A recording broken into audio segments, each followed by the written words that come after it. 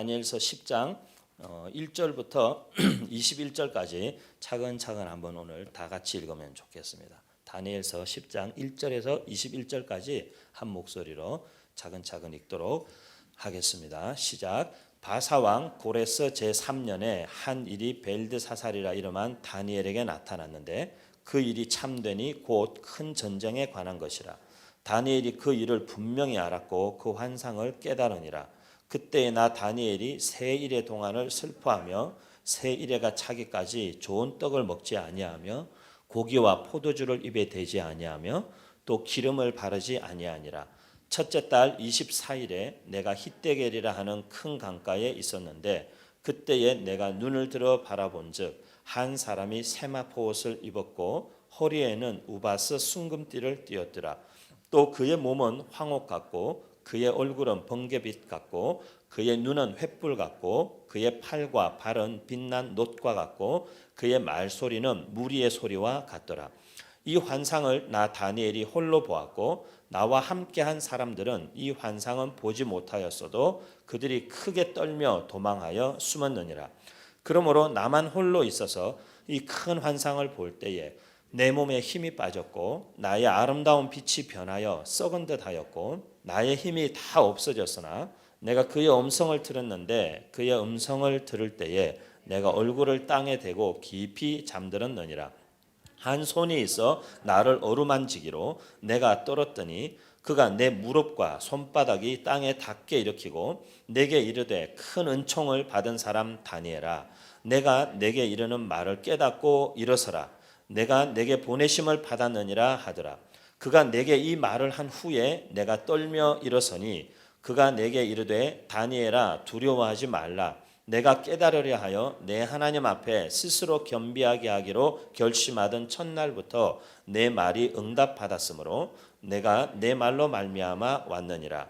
그런데 바사 왕국의 군주가 20일 동안 나를 막았으므로 내가 거기 바사 왕국의 왕들과 함께 머물러 있더니 가장 높은 군주 중 하나인 미가엘이 와서 나를 도와주므로 이제 내가 마지막 날에 내 백성이 당할 일을 내게 깨닫게 하러 왔노라.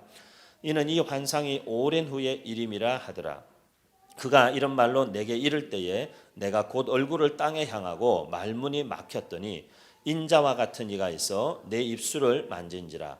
내가 곧 입을 열어 내 앞에 서 있는 자에게 말하여 이르되 내 주여 이 환상으로 말미암아 근심이 내게 더하므로 내가 힘이 없어졌나이다. 내 몸에 힘이 없어졌고 호흡이 남지 아니하였사오니 내 주의 이 종이 어찌 능히 내 주와 더불어 말씀할 수 있으리까 하니 또 사람의 모양 같은 것 하나가 나를 만지며 나를 강건하게 하여 이르되 큰 은총을 받은 사람이여 두려워하지 말라. 평안하라 강건하라 강건하라. 그가 이같이 내게 말하매 내가 곧 힘이 나서 이르되 내 주께서 나를 강건하게 하셨사오니 말씀하옵소서. 그가 이르되 내가 어찌하여 내게 왔는지 내가 아느냐. 이제 내가 돌아가서 바사 군주와 싸우려니와 내가 나간 후에는 헬라의 군주가 이를 것이라. 오직 내가 먼저 진리의 글에 기록된 것으로 내게 보이리라. 나를 도와서 그들을 대항할 자는 너희의 군주 미가엘 뿐이니라. 아멘. 이 말씀은 참 어렵습니다. 목사들도 이해하기 어려운데 이걸 왜 도대체 우리 성도들이 보아야 할까? 근데 굉장히 중요한 말씀이 이 안에 또 많이 나타나고 있습니다. 고레스 왕은 메데라는 나라, 메데라는 나라는 아마 우리가 역사적으로 배경을 이해하기는 페르시아 제국이 바벨론을 멸망시키고 난 이후에 메데라는 나라가 원래 바사라는 나라하고 어떤 동맹 관계에 있었거나 아니면 속국 관계에 있었는데 그 메데라는 나라의 왕으로 이 고레스라는 바사의 왕이 아마도 이 다리오라는 사람을 세웠을 것이다. 그렇게 우리가 보통 추측을 합니다. 그래서 그 메데라는 나라의 이 다리오가 지금까지 봤던 6장, 7장 그 다니엘의 사자굴 그 시간들을 이제 지나가고 난 이후에 이제 페르시아가 완전히 그 지역 전체를 통합해서 다스리게 될 때에 그 나라의 왕이 고레스라는 왕입니다. 근데 그 고레스 왕이 이 페르시아의 왕이 된 지 3년 그리고 그 첫 달 24일이 됐을 때 다니엘이 어떤 환상을 보았다. 그렇게 말하고 있습니다. 여기에 다니엘에게 한 일이 나타났는데 다니엘이 그 일을 분명히 깨달았다라고 말할 때 여기 일 또는 환상이라는 말은 그냥 어떻게 들리는 말이 아니라 눈에 보여지기도 하고 들려지기도 하는 어떤 영상과 같은 이미지를 뜻하는 히브리어가 사용됐기 때문에 이것은 다니엘이 이렇게 눈앞에 영화를 보듯이 어떤 장면이 펼쳐진 것이요. 그래서 그것을 다니엘이 보게 된 것이죠. 이때는 다니엘이 다니엘서 9장에서 예레미야서의 말씀을 읽다가 우리 이스라엘 백성이 바벨론의 포로로 잡혀온 이유는 바로 이것 때문이구나. 그것을 깨닫고 다니엘이 그 다니엘서 9장에서 기도를 합니다. 하나님께. 근데 그 기도의 첫 번째 내용은 우리 민족이 이런 벌을 받아도 마땅하다는 자기 죄에 대한 깊은 인식과 우리 민족과 자기 조상의 죄에 대한 하나님 앞에 깊은 회개와 자복이 있습니다. 그리고는 그 깊은 회개와 자복 이후에 이 나라를 하나님 그럼에도 불구하고 하나님의 말씀과 하나님의 공의에 따르면 우리는 이런 벌을 받아 마땅합니다. 우리는 하나님을 떠났고 우리가 먹고 살기 편해지고 그냥 땅이 생기고 집이 생기고 넉넉해지니까 하나님을 떠나 이방신을 섬겼고 하나님의 말씀 청종하기보다는 세상의 문화와 우리의 삶의 본능적 욕구를 따라서 우리가 살았던 사람들입니다. 우리가 그랬고 내가 그랬고 우리 조상들이 그랬고 그렇기 때문에 이 나라는 멸망해도 마땅합니다. 하지만 하나님은 공의와 정직의 하나님이시기도 하지만 하나님은 사랑과 긍휼의 하나님이시기도 하시고 하나님이 스스로 우리에게 예레미야서에도 말씀하신 것처럼 이제는 이 나라와 이 민족을 회복시켜 주십시오. 그것이 이 다니엘이 예레미야서를 읽고서 기도하기로 작정했던 내용이었습니다. 그 일을 마음에 품고 기도한 지 새일에 약 21일 3주간이 지나가고 있었습니다. 그 3주간이 지나가고 있을 때에 그에게 한 사람이 나타났습니다. 그리고는 그에게 어떤 환상을 보여준 것이죠.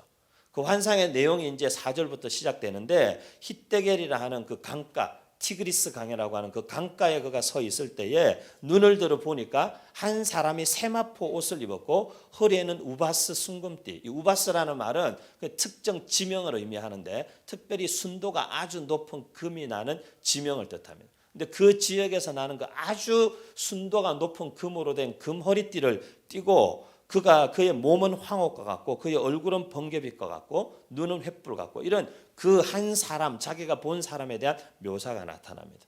일반적으로 우리가 추측하건대는 이 사람은 예수 그리스도를 뜻한다. 그렇게 우리가 일반적으로 많은 신학자들이 동의합니다. 그 이유는 에스겔이 환상을 본 대표적인 사람 중에 또 한 사람인데 에스겔서 1장 말씀이나 또 신약에는 사도 요한이 이 마지막 때의 환상을 본 사람 중에 한 사람인데 이 사도 요한이 기록한 요한계시록 1장에 보면 각기 그가 보았던 인자 예수 그리스도에 대한 모습을 묘사하는데 굉장히 이 본문의 내용들과 거의 유사한 표현을 특히 계시록 1장에서는 하고 있습니다. 여기도 보니까 그 사람의 입에서 나오는 목소리는 무리의 소리와 같았다라고 표현했는데 계시록 1장에는 보면은 많은 물소리와 같았다 그렇게 표현하고 있습니다. 그래서 거의 유사한 내용을 사실은 이렇게 묘사하고 있다. 거의 동일한 인물을 묘사하고 있다라고 볼 수 있는데 계시록에는 그분이 예수 그리스도의 것을 아주 명확하게 밝히고 있죠. 하지만 구약 시대에는 아직까지 예수 그리스도가 오시기 전이기 때문에 그를 예수라고 그리스도라고 말하고 있지는 않다고 볼 수도 있겠죠. 그렇기 때문에 아마 다니엘도 보면서 그분이 누군지 알 수 없었을 것입니다. 요한은 예수님을 보았기 때문에 요한은 그 환상을 보았을 때 저분은 예수님이시다 라고 말할 수 있었지만 다니엘이나 에스겔은 예수 그리스도를 아직까지 보지도 못했고 듣지도 못했기 때문에 그를 보아도 그가 누구인지 정확하게 알 수가 없었던 것이죠. 그냥 천사하고는 비교되지 않는 어떤 영광과 광채에 둘러싸인 그 눈에도 정말 번개 같은 횃불 같은 빛이 있어서 바로 쳐다보기 힘들 정도의 그 어떤 존재를 다니엘이 이 환상 가운데 직면하게 된 것이죠. 이 환상을 볼 때 다니엘에게 무슨 일이 일어났냐? 8절에 보니까 내 몸에 힘이 다 빠져버렸다. 그리고 나의 아름다운 얼굴이나 이런 빛이 변하여서 썩은 것과 같았다. 그리고 나의 힘이 다 없어져 버렸다. 그리고 그분이 내게 말씀하시기 시작하셨는데 그 음성이 들릴 때에 나는 그냥 잠들어 버렸다는 거예요.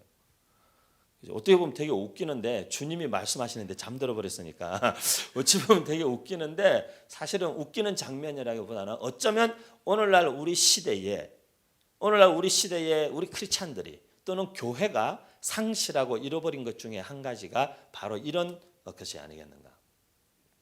저는 참 많은 사람들을 만나고 젊은이들을 만나면서 청년들조차도 주님이 그렇게 말씀하셨다 이런 얘기하는 걸 저한테 많이 들어요. 주님이 그렇게 말씀하셨대요 다. 주님이 어떻게 이렇게 말씀을 잘하실까? 목사인 저도 되게 신기해요.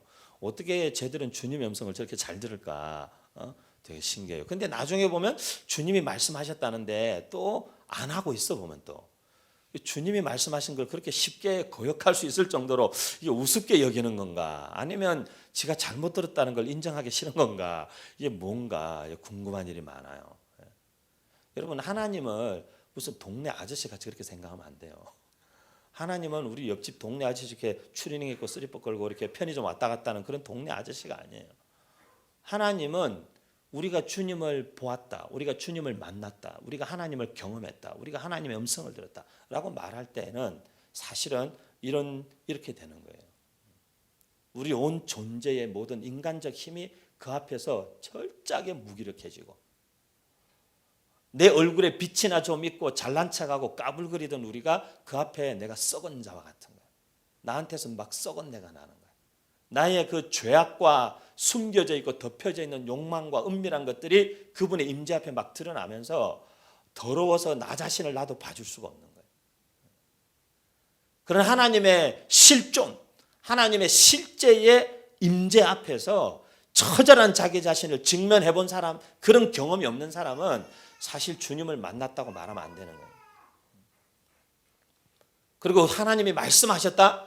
그따위 소리를 그렇게 함부로 막 그렇게 하고 다니면 안 되는 거예요.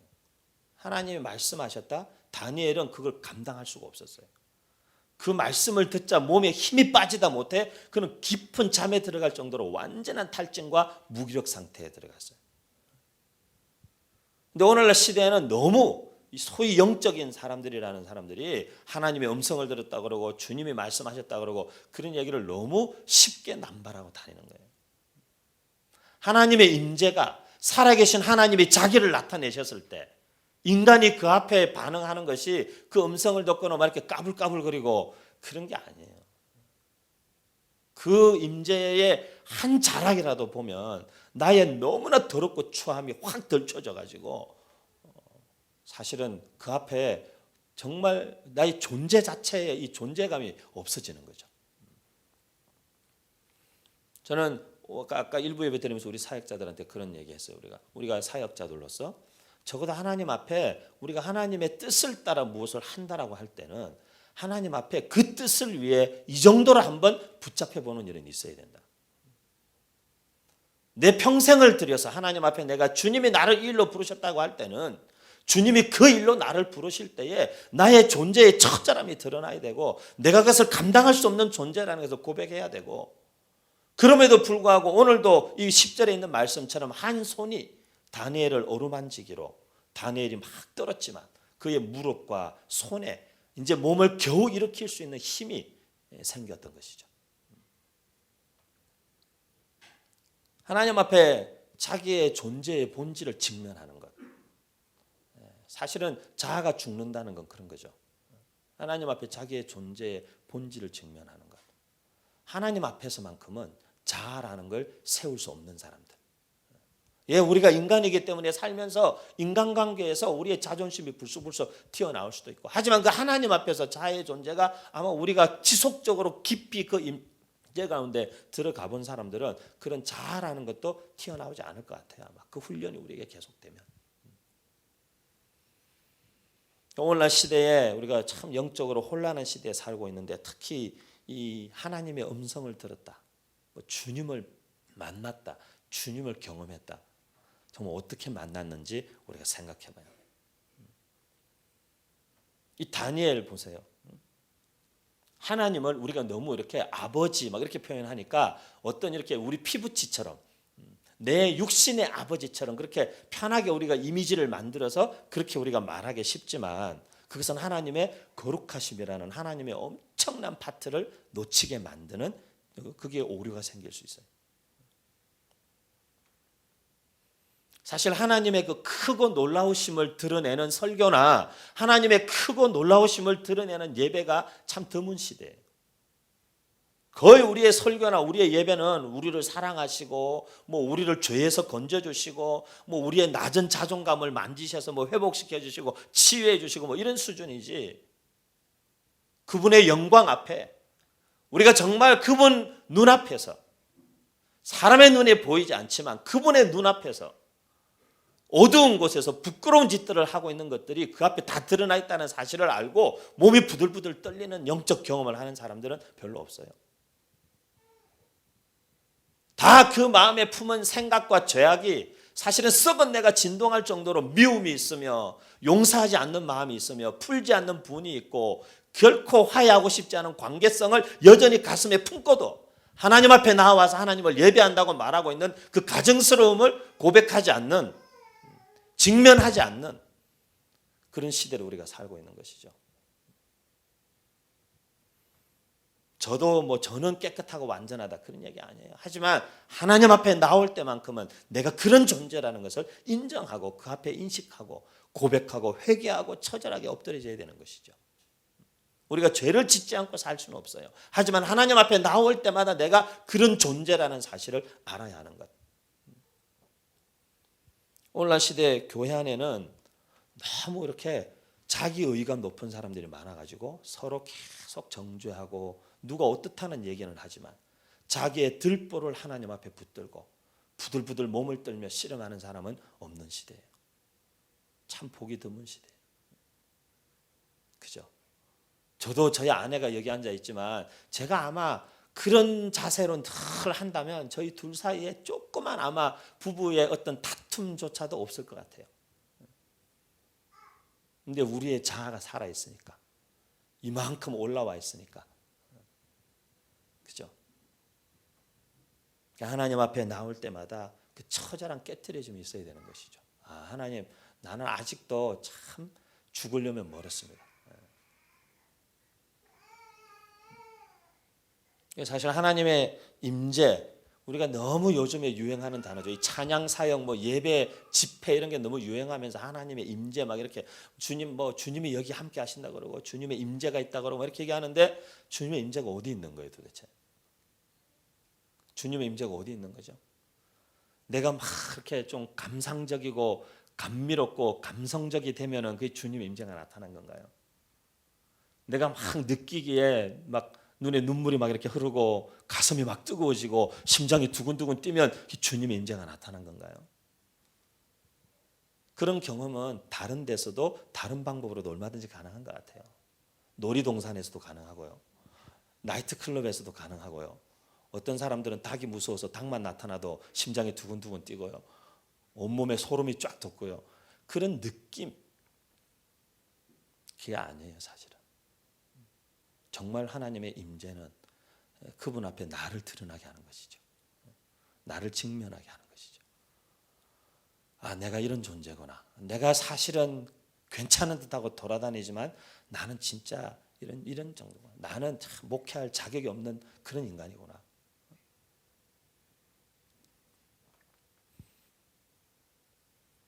이런 사실은 두렵고 무서운 하나님, 목사님 두렵고 무서운 하나님만 있는 게 아니잖아요. 사랑이시고 긍휼이 넘치시고 그런 하나님도 있죠. 예, 맞아요, 여러분. 하나님은 사랑이 넘치는 하나님. 하지만 그 하나님의 사랑과 구원의 감격과 우리의 마음에 왜 구원의 기쁨으로 충만하지 못하냐 하면 죄 사함의 확신이 강하지 않기 때문에 그래요. 내가 처절한 죄인이고 그 죄 때문에 예수 그리스도가 십자가에 죽으시고 그 예수 그리스도의 죽으심으로 말미암아 내가 그 처절하고 건져질 수 없었던 나의 절대 부패 속에서 내가 건져졌다라는 그 확신이 없으니까 우리 안에 기쁨의 강도도 그만큼 약한 거예요. 우리 안에 확신의 강도도 그만큼 약한 거예요. 우리가 괜찮은 사람이라고 다 생각하니까요. 우리가 정말 괜찮은 사람일까요? 네, 우리 인간적으로 다 괜찮을 수 있습니다. 하지만 하나님의 임재를 직면했을 때 나는 어떤 존재인가? 하나님의 사랑과 은혜와 긍휼은 약한 자들과 정말 은혜와 긍휼과 돌봄이 필요한 자들과 마음이 상한 자들에게 필요한 것입니다. 그들에게 그런 은혜의 복음을 증거해야 됩니다. 이사야 61장이나 누가복음 4장에 예수님께서 이사야 61장을 인용해서 처음 말씀하셨던 그 말씀의 내용처럼 가난한 자에게 복음을, 마음이 상한 자에게 고치는, 갇힌 자에게 자유를, 예수님 그 일을 위해서 오셨죠. 하지만 그 모든 일은 무엇을 전제로 하는 것이죠? 우리가 죄인이라는 사실을 철저하게 깨닫고 우리의 연약함과 무기력함을 그분 앞에 내어드릴 때에 그분의 십자가의 놀라운 권세와 능력이 우리를 자유케 하는 것이죠. 그리고 그 안에 우리는 소망을 보는 것이죠. 거기에서 희망을 붙잡는 것이죠.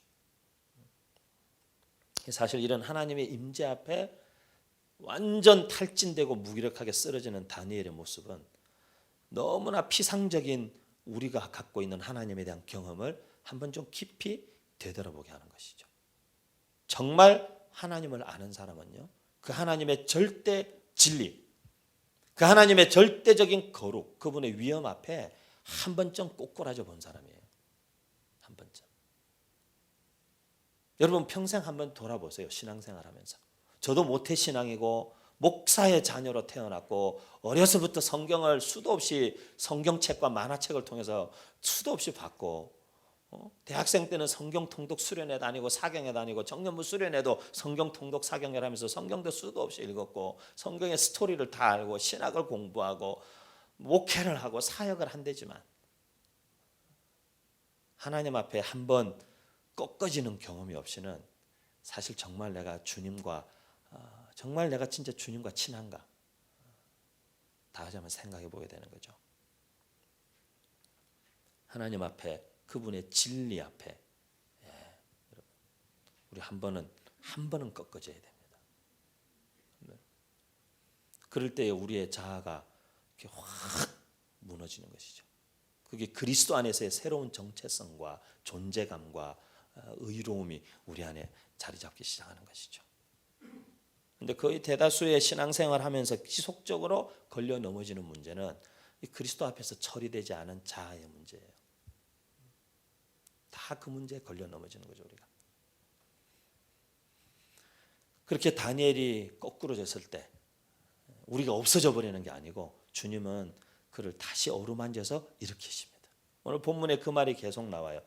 큰 은총을 받은 사람아, 큰 은총을 받은 사람아, 일어나라, 평안하라.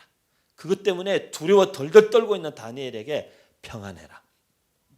몸에 온 자기의 힘이 다 빠져버린 다니엘에게 주님이 새 힘을 주시는 거예요. 강건해라, 강건해라. 새 힘을 주시는 거예요. 사랑하는 우리 귀한 공동체 가족 여러분, 저와 여러분 우리 함께 하나님 앞에서는 그리고 교회에서는 우리 힘을 좀 빼고 살면 좋겠어요. 하나님 앞에서 서로에 대해서는 좀 힘을 빼고 살면 좋겠어요. 너무 이렇게 힘주고 긴장하고 이겨먹으려고 그러고 어떻게 이렇게 좀 컨트롤 하려고 그러고 상황을 주도하려고 그러고 그렇게 하지 말고 하나님 앞에서 그리고 하나님께서 만나게 하신 사람들 앞에서는 우리 힘 좀 빼고 살면 좋을 것 같아요. 교회 공동체 안에서도 여러분 부부관계나 가족관계에서도 그죠? 그러면 얼마나 좋을까요? 그리고는 주님이 주시는 힘으로 주님의 일도요 주님이 주시는 힘으로 해야 됩니다. 교회에 보면 항상 문제가 생기는 데에는 인간들이 인간의 힘을 너무 드러내기 시작할 때 교회는 문제가 생겨요.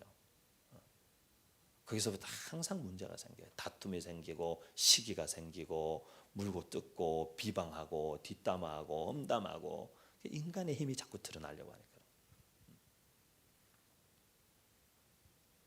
근데 거기에 굉장히 놀라운 비밀이 하나 숨어 있어요, 여러분. 그런 현상, 그 현상이잖아요, 현상. 누가 이렇게 막 부정적인 말을 하고 뒷담화하고 아니면은 시기하고 질투하고 싸우고 관계가 깨지고 그것은 나타나는 현상이에요. 근데 그 현상의 뒤에 뭐가 있는가? 오늘 정말 본문의 핵심은 거기에 있는 거예요. 다니엘이 환상을 보는데 가브리엘 천사가 나타났어요. 가브리엘 천사가 그렇게 말하는 거예요. 다니엘, 네가 하나님 앞에 새 1회 전에 약 3주 전에 무릎 꿇고 겸손하게 기도하기로 작정한 그때에 하나님이 나를 보내셨다. 다니엘에게 가라. 가서 다니엘에게 앞으로 일어날 일에 대해서 말해줘라. 그래서 내가 출발했는데 오는 길에 뭐라고 얘기했습니까? 본문 13절에 보니까 바사 왕국의 군주가 20일 동안 나를 막았다 그랬어요. 21일 동안. 정확하게 다니엘이 기도를 시작하고 금식하고 좋은 것들을 먹지 않고 이렇게 하나님 앞에 기름을 바르거나 막 이렇게 자기를 치장하고 꾸미지 않고 엎드려 있는 그 기간 동안 바사 왕국의 군주가 가브리엘 천사를 머무르게 한 거예요. 가지 못하도록 다니엘에게. 오늘 시대는 소위 말하면 이 계몽주의 이후에 휴머니즘이 온 인류를 지배하는 시대잖아요. 그래서 사실은 중세 시대에는 너무 이제 이렇게 특히 이제 신중심적 사고가 고대로부터 자연 중심적 사고에서 신중심적 사고로, 신중심적 사고에서 인간 중심적 사고로 이렇게 옮겨왔는데 철학이나 사상의 변천사가 그렇잖아요. 자연, 만물 이런 것들로부터 원리를 찾고 하다가 그것이 이제 신이라는 개념으로 왔다가 인간 이렇게 왔는데, 어쨌든 이 인간 중심적 사고, 모든 사상과 철학과 과학과 이론과 원리의 중심에, 이제는 종교의 중심에도 인간. 그래서 인간을 신이라고 보고, 이렇게 뉴에이지의 가장 핵심 사상은 그거죠. 그런 어떤 맥락 속에서 흘러오면서 인간을 모든 것의 중심에 두기 시작했어요. 물론 그것은 지나친 이 잘못된 중세에 종교가 권력을 잡고 득세했을 때에 그 종교가 제대로 된 어떤 하나님과의 인격적 관계성보다는 종교 권력의 어떤 횡포라고 말하기에도 너무 약하죠. 횡포라는 말도 안 되는 짓거리들을 했기 때문에 그것에 대한 반작용으로서의 사실 인간의 권리와 인간의 위치를 찾아보려는 움직임이죠. 저는 결코 나쁘다고 생각하지 않아요. 계몽주의가 왜 나쁘겠습니까? 그런 것들을 나쁘다고 할 수 없죠. 과학의 발달이 왜 나쁘겠습니까? 그런 것들을 갖다가 다 뭐 인본주의라 그래가지고 막 이렇게 다 싸그리 다 무조건 막 신본주의 하나님 막 이렇게 말하는 그것도 잘못됐죠. 과학도 하나님 우리에게 필요하니까 주시는 거고, 이 세상에 존재하는 모든 것은 다 하나님께서 필요하니까 주시는 거고, 하나님의 역사의 전개와 주도권 속에서 일어나는 일인데 그 중심에 누가 있느냐는 것이죠. 그 중심에 하나님이 계시냐, 아니면 인간이 내가 자리 잡고 앉아서 내가 주도하고 내가 움직이고 있나. 근데 여러분, 우리가 알아야 할 것은 우리가 너무 이렇게 인본주의적 사고 그리고 과학적 사고가 발달하면서 한 가지 놓친 부분이 있어요. 그게 뭐냐면 영적인 세계에 대한 이해예요. 사실 이 영적인 세계에 대한 이해는 20세기에 어떻게 보면 가장 우리가 소홀히 했던 부분 중에 하나예요. 근데 희한하게도 21세기에 인류의 과학이 절정에 달아 있고 인간의 사상과 철학과 지적인 능력이 이제는 인간의 뇌를 다 해부해 가지고 뇌의 이제 기능 하나하나를 다 쪼개는 단계까지 와 있는 단계에서 21세기의 화두는 스피리추얼리티예요. 21세기의 화두는 영성이에요. 영성. 이제 보세요, 여러분. 지금까지 우리가 무슨 다 나왔잖아요. 무슨 엄마형 리더십도 나오고요. 군대 리더십도 나오고요. 지금 이제 21세기 초두에 들어와서 화두가 되고 있는 거는 인문고전 잡스 아저씨 때문에 인문고전 이런 게 나왔어요. 이제 뭐지 않았어요, 여러분? 스피리추얼 리더십이라는 게 안 믿는 사람들도 다 그 말하는 때가 곧 옵니다. 저는 이 리더십을 제가 한 8년 이상 가르쳤잖아요, 대학에서. 이제 10년 전부터 그 얘기해서 앞으로 21세기 리더십의 화두는 영성이라는 게 나올 거다 이제. 오게 되어 있습니다, 여러분. 삼성경제연구소나 이렇게 미래를 예측하고 분석하는 사람들이 다 하는 얘기는 21세기 초반을 접어서 중반으로 향해 가면서 화두는 영성. 그리고 더 이상 영성이라는 단어는 기독교만의 전유물이 아니에요. 지금도 이미 다른 종교에서도 영성이라는 말은 다 써요. 어떤 영성이냐의 차이지.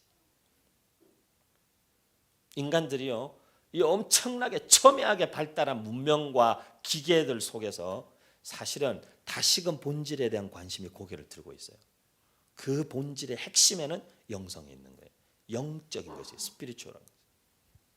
성경은 이미 우리에게 그걸 이미 오래전부터 태초부터 우리에게 말해주고 있는 거예요. 피터 와그너라는 사람이 있었는데 저는 그 사람의 이론이나 신학에 동의하지 않습니다. 그리고 그 사람에 의해서 주창된 소위 말하는 신사도 운동이라는 거 저는 절대 동의하지 않습니다. 저는 사도가 아닙니다. 저는 모르겠어요. 제가 사도적 역할을 하고 있는지는 모르겠어요. 지역교회에서. 하지만 저 자신 스스로를 사도라고 부를 만큼 제가 이렇게 겁이 없지는 않습니다.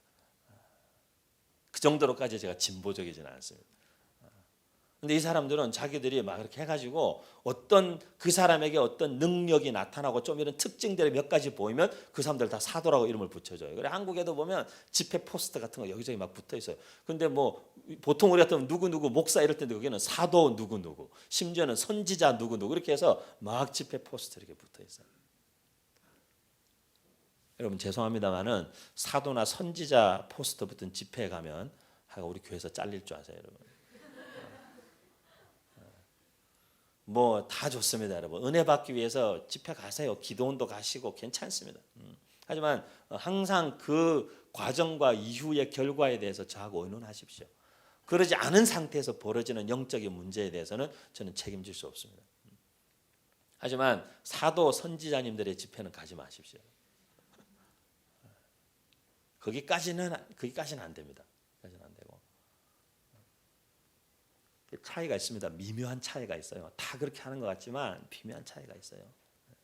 다 똑같은 것 같지만 차이가 있습니다. 이번 주간에도 제가 어느 교회 집회하는데 이렇게 그냥 같이 말씀 전하고 목요일 자기들 모이는 기도 모임이에요. 같이 말씀 나누고 기도하는데 몇몇 청년들이 막 이렇게 막 온몸을 사시나무 떨듯이 떨면서 막 넘어지고 막 이런 일들이 일어났어요. 근데 그렇게 하면 이제 사람들 나보고 윤 목사도 신사도라고 이제 그렇게 얘기한 사람인데 저는 아닙니다, 여러분.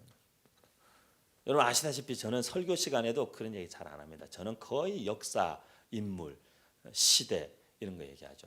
이번에도 가가지고 김구 선생님 얘기하고 기도하는데 갑자기 다 넘어져가지고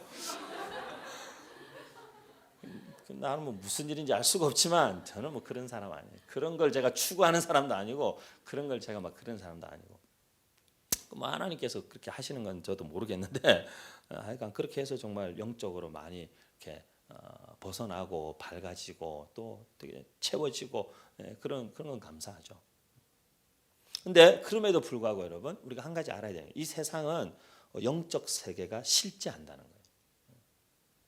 영적 세계가 실제한다는 거예요. 하나님의 응답을 가지고 오는 가브리엘의 길을 자꾸 막는 거야. 바사국의 군주가. 여기 바사국의 군주라는 사람은 바사국의 왕 고레스를 얘기하는 게 아니에요.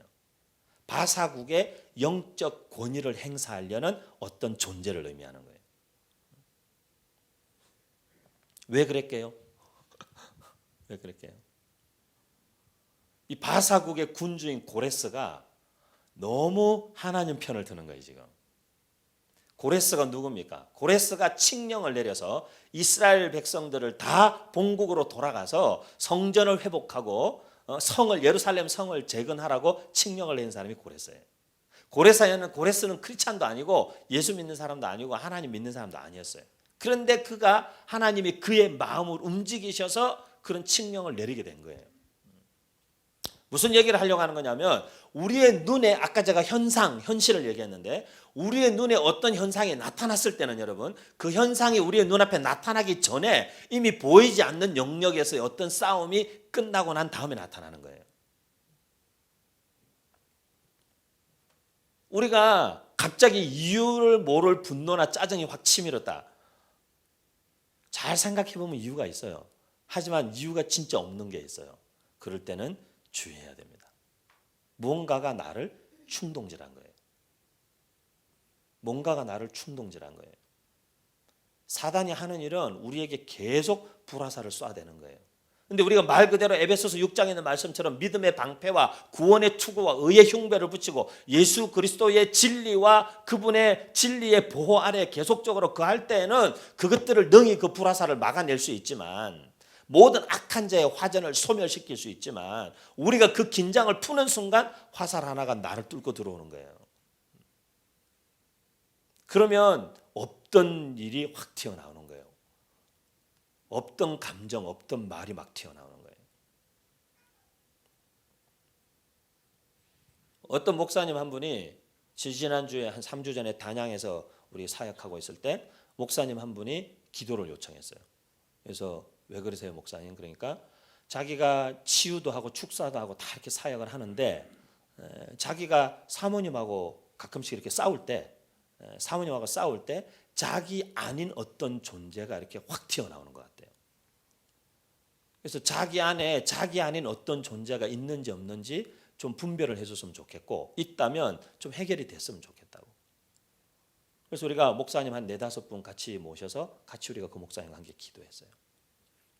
기도했어요. 이렇게 같이 기도하는데 이분 안에 어떤 다른 이상한 존재가 있는 건 아니에요.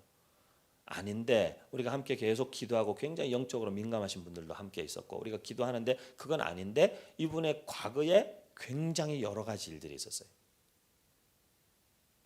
이분이 중학교 2학년 때 2달 동안의 기억이 없는 거예요. 기억이 없어요. 목사님 그때 무슨 일이 일어났습니까? 기억이 안 난다는 거 하나도. 근데 그때 어머니가 정신이 도셨던 어머니가 막 도로 한가운데 뛰쳐나가시고 막 중학생이 가서 그 어머니를 막 붙잡아오고 학교에서 친구들이 미친 누구 애라고 막 이렇게 놀리고 그 과정을 지나간 거예요. 근데 그 문제를 좀 이렇게 같이 많이 다뤘어요. 기도하고. 목사님 그 이후에 이제 마음이 굉장히 편안해지시고 자기가 정말 이렇게 굉장히 마음이 이렇게 맑아진 것 같다고. 여러분 우리 안에 우리가 하고 있는 게 다 내가 하고 있다고 생각하면 안 됩니다. 무섭죠? 우리 주변에 일어나고 있는 일이 다 인간들이 하고 있는 일이라고만 생각하면 안 됩니다. 여러분. 왜 그런지 아세요 여러분? 무당들을 보세요. 무당들하고 친하진 않은데 저희 아버지가 되게 친하게 지내던 무당이 한 사람이 있었어요. 제가 어릴 때. 근데 이 무당이 이제 예수 안 믿다가 이제 예수 믿어가지고 저희 집에 자주 놀러 왔어요. 근데 무당 하신 분들은 제대로 된 무당들은 얼굴만 봐도 무서워요. 눈도 막 부리부리하고 얼굴만 봐도 무서워요. 기질도 굉장히 세고 진짜 무당이나 점쟁이도 두 종류가 있잖아요.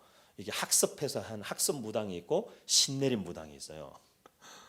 이게 책 좀 봐가지고 사주 관상 팔자 보는 그런 점쟁이가 있고 무당이 있고 이게 신이 내려 사는 사람이 있어요. 근데 신내림의 아주 두목격에 속하는 무당 한 사람이 저희 아버지를 만나가지고 이제 딱 잡혀가지고 예수 믿고 이제 저희 집에 종종 왔어요. 오면은 그 영적 세계의 비밀을 막 얘기하는 거예요.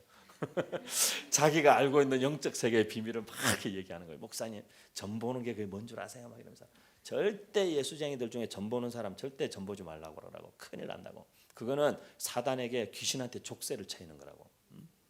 절대 점 보면 안 된다고. 예수 믿는 사람 진짜 많이 찾아온다고 자기한테도. 그런데 절대 안 된다고. 절대 하면 안 된다고. 권사도 찾아오고 집사도 찾아오고 다 찾아온다고. 절대 하면 안 된다고. 진짜로 큰일 나는 일입니다, 여러분. 그게 엄청 치명적인 일입니다. 치명적인 일인데 그런 얘기 다 할 시간은 없고 무당들이 귀신을 쫓아내잖아요. 무당들이 귀신을 쫓아내는 원리는 되게 단순해요. 지금 이 집안을 괴롭히고 해코지하고 있는 귀신보다 더 센 귀신을 부릴 줄 아는 무당이 그 귀신을 쫓아낼 수 있는 거예요. 무슨 얘기예요? 사실 굿하는 거는 형편이 더 어려워지는 거예요. 지금 강도 5 정도, 전투력 5 정도의 귀신이 나를 굉장히 괴롭히고 있는데 이 무당이 와가지고 이 무당도 약한 무당을 와가지고 굿 해보고는 이건 자기 안 된다고 그래요. 해보고는 자기 내가 모시는 신은 이거보다 약화되는 거예요. 안 된다 그래요. 그리고는 누구를 소개해줘요. 더 센 무당. 그럼 더 센 무당이란 뭔 뜻이냐면 더 센 귀신을 부릴 수 있는 무당을 얘기하는 거예요. 그러면 그 무당이 와서 구설해서 자기가 부리는 더 센 귀신을 불러와요. 그러면 이 약한 귀신이 깨갱하고 도망가는 거야. 그럼 어떻게 되겠어요? 이 집안에 이제 더 센 귀신이 들어와서 앉는 거예요. 그러니까 그 순간은 이 해코지 하던 놈이 떠났으니까 편안해진 듯한데 얼마 안 있어서 더 소위 말로 사단이 나는 거예요. 이제. 이 영적인 어떤 행위들은 굉장히 그 고리가 있어요. 고리가. 한 번 거기에 얽혀 들어가면 헤어나오기가 쉽지 않아요. 예수 그리스도 외에는 답이 없어요. 거기는. 하지만 우리는 다 예수 믿는 사람들이니까 걱정하지 마세요, 여러분. 혹시 그런 걱정 되시거든 나중에 끝나고 저한테 기도 받으세요, 여러분. 같이 기도하면 돼요. 그 문제도 아니에요. 그런 문제가 아니에요. 진짜 어려운 거는요. 귀신 들린 게 문제가 아니고 어려서부터 갖고 있는 어떤 상처나 정서적인 문제와 영적인 게 결합됐을 때 제일 어려운 문제예요. 그거는 귀신을 쫓아내도 해결이 안 되는 문제가 있어요. 네, 그건 정서적인 거니까. 굉장히 어려운 문제입니다. 그거는 영적인 사역하라는 모든 사람들이 다 공통적으로 하는 얘기예요. 제일 어려운 부분이 정서적인 부분과 영적인 게 이게 딱 결합됐을 때 그 고리를 풀기가 정말 어려워요. 시간이 오래 걸립니다. 근데 귀신 얘기가 주가 아니고 영적 세계의 실제가 우리 현실 세계의 어떤 결과물을 만들어내는 것에 대해서 우리가 이해하고 있어야 된다는 거예요. 그렇기 때문에 우리가 왜 예를 들면 목사님 통일을 위해서 왜 그렇게 기도를 해야 됩니까? 통일 열심히 준비해가지고 통일 무슨 일하고 이렇게 해서 정치적으로 이렇게 해가지고 통일하면 되는 거 아니에요? 아니요, 여러분. 그렇지 않습니다. 그 뒤에 조장하고 충동질하고 영향력을 행사하는 영적인 세력들이 있어요. 교회가 왜 멀쩡하던 교회가 괜히 어려워지겠어요? 기본적이고 상식적인 신앙을 갖고 있는 사람이라면 교회를 어렵게 하는 일은 하나님이 기뻐하시는 일이 아니다. 그건 상식이에요. 그러지 않아요? 근데 왜 그런 상식이 안 통하는 게 교회가 되어버렸을까요? 우리가 사람이라면 다 상식을 아는 사람들 아니에요? 근데 왜 상식적인 선을 넘을까요, 사람들이? 정신 멀쩡한 사람들이 왜 상식을 넘을까요? 상식을 무시하고. 생각해보세요. 왜 아랫집 사람이, 아니 윗집 사람이 좀 시끄럽게 군다고 가서 사람을 찔러 죽일까요? 이 생각을 해보세요. 사람이 상식의 선을 넘는 어떤 충동적 행동을 할 때에는 그거는 인간의 자기 정신과 의식으로 하는 일이 아니라고 봐야 맞는 거예요. 그거는요, 정신과 상담하는 사람들은 다 알아요. 제가 정신과 의사들이나 상담하시는 분들 많이 알잖아요.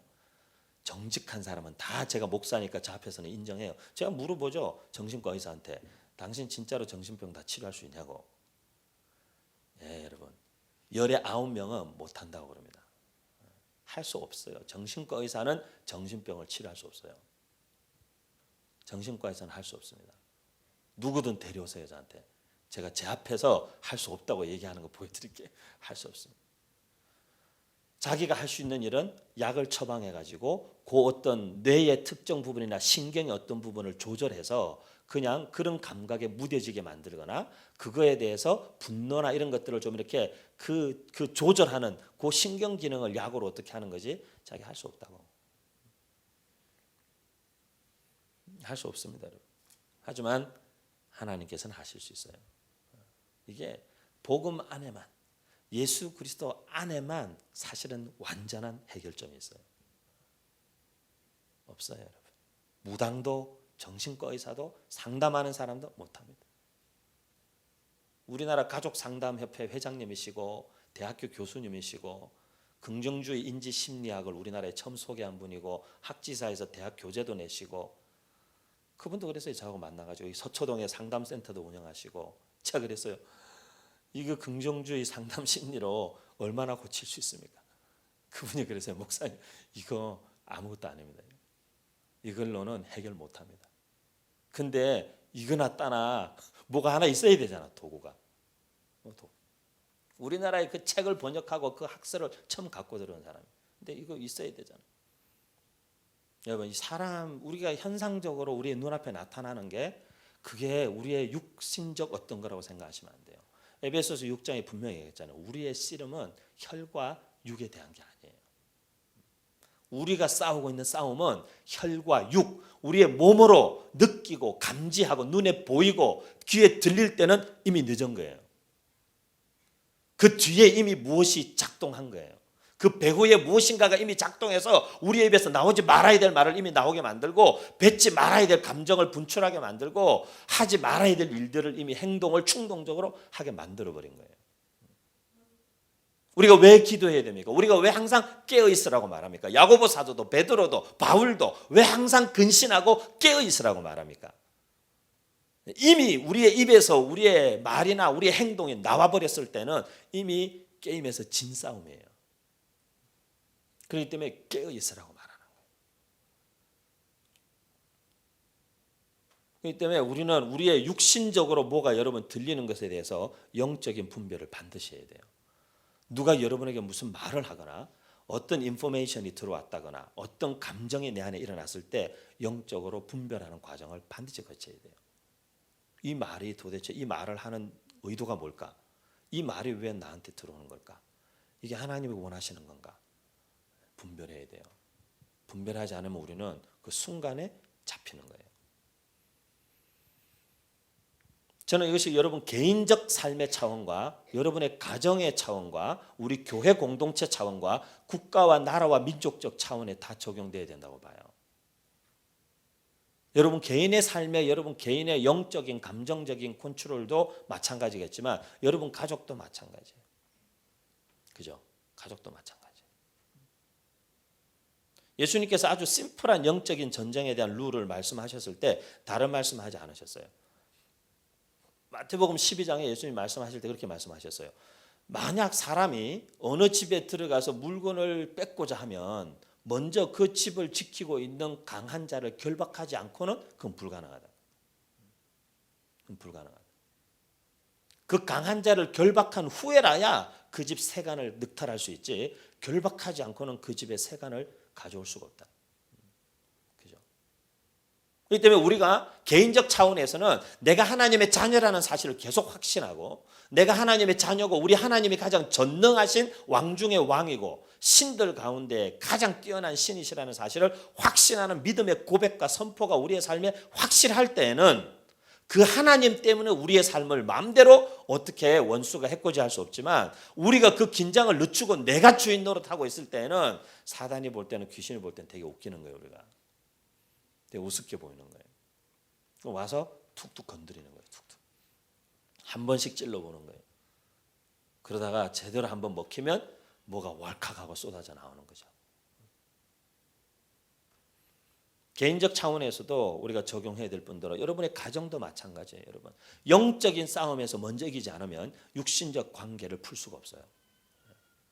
영적인 싸움에서 육신적 대립과 감정적 대립으로는 이길 수가 없어요.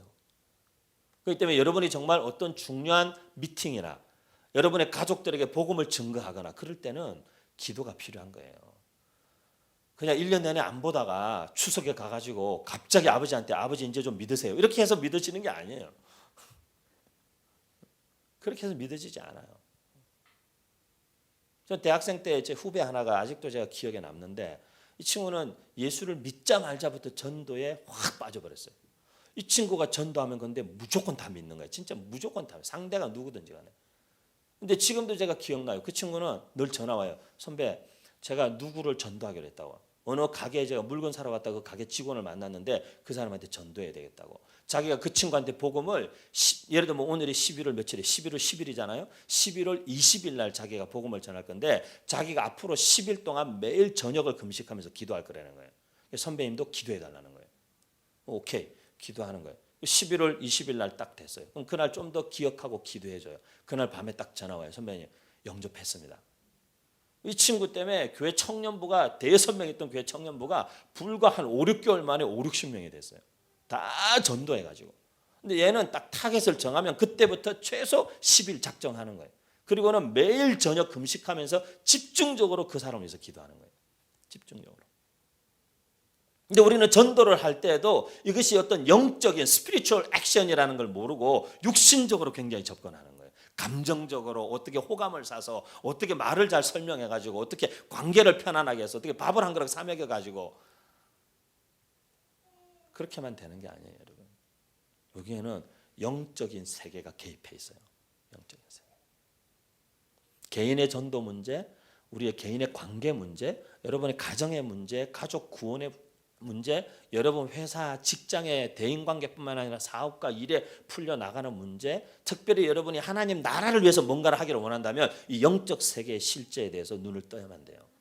그러지 않으면 엉뚱한 데서 카운터 펀치를 가끔씩 맞는 거예요. 한 방씩. 크게 맞는 거예요. 크게.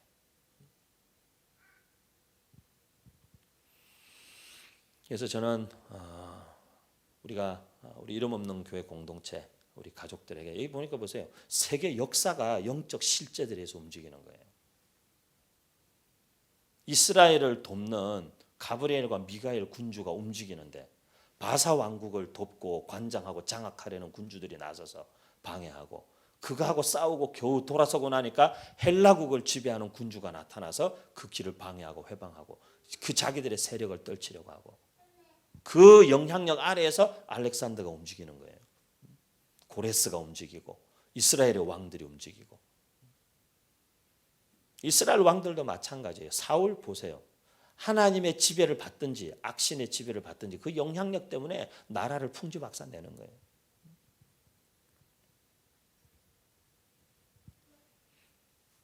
그렇기 때문에 우리가 우리의 삶을 잘 생각해야 됩니다. 우리의 삶이 눈에 보이는 내 귀에 들리는 거 그거는 여러분 2차적인 거예요. 2차적인 거예요. 1차적으로 그것이 나한테 오기까지 영적 세계에 무슨 일이 일어나는가 그것을 이해하는 영적인 안목, 영적인 민감함 우리가 하나님께 더 구하고 하지만 그것을 인해 두려워하지 마시고 하나님의 임재에 늘 붙잡혀 있으시고 진리의 허리띠, 의의 흉배, 구원의 투구, 복음의 신발 다 말씀이에요. 말씀의 성령의 검, 믿음의 방패. 에베소 6장에는 전신갑주와 같은 것은 그 하나님의 말씀과 성령의 능력 그거밖에 없어요. 무장하시고 이번 한 주간도 여러분 무방비 상태로 나가지 마시고 여기서 무장하고 나가세요. 무장하고 이제 마치라고 이렇게 신호를 보내고 그러는 무장하고 나가세요. 무장하고 나가셔서 한 주간도 승리하시는 우리 귀한 또 가족들 다 되시기를 또 저는 열심히 기도하고 우리가 함께 또 그렇게 해나갈 수 있고 혼자서 싸우기 어려울 때는 여러분 도움을 또 요청하는 거예요. 도움을 요청하는 거예요. 지원군을 가브리엘에게 미가엘이 와서 도왔던 것처럼 또 영적 지원군을 요청해야 돼요. 그게 다른 사람에게 기도를 부탁하는 거예요. 목회자들에게 기도를 부탁하고 다른 동력자들에게 속으로 가족들에게 기도를 부탁하고 그 차원의 새로운 안목 우리 민족의 역사, 통일의 역사 보세요. 그게 보이지 않는 영적인 영향력들이 다 있어요. 다 있어요. 그 분야의 전문가가 우리 박영호 전사님 근무하는 모통이돌에 모 목사님이 요 영역의 전문가가 한 분 있어요. 아주 그냥 속속들이 파헤쳐가지고 그거 언제 시간 되면 그 한길 선교사님 테이프 한번 들어볼 필요가 있어요. 한국 교회의 신사참배나 교계가 결정적인 영적인 잘못을 했을 때에 그게 한국 사회에 실질적으로 어떤 비극적인 열매와 결과로 나타났는지를 아주 깊이 연구하신 분이 있어요. 근데 충격적이에요. 정말 충격적이에요. 우리는 그게 그냥 신사참배 그걸로 끝나지 않았어요. 신사참배 최초로 결정하고 가결한 데가 저기 아니에요. 평양. 지금 북한이 어떻게 되는지 한번 보세요. 북한이. 우리가 하고 있는 행동들 그걸 여러분 영적인 부분까지 함께 크리스찬들은 항상 같이 봐야 돼요. 이번 한 주간도 여러분 그래서 잘 무장하고 단디 무장하고 나가셔야 됩니다. 함께 기도하겠습니다.